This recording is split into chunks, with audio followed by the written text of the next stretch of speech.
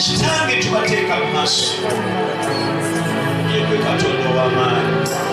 yekwe asobola okubasumula oli muwolereza waffe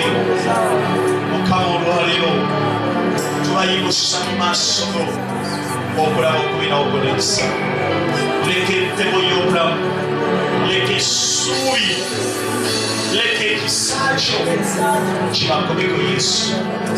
tubasabira Mukama wali abali makomera nga basimbwa bwereere nereka omwoyo olunaku lwaleero abagweko Mukama batendwe bakomye mu nnyumba zaabwe bazadde baabwe bakomye baabwe bakomye mu bakyala baabwe ayi Katonda ow'ekisa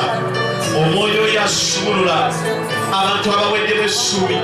n'abawa essuubi n'olwaleero Mukama tuyita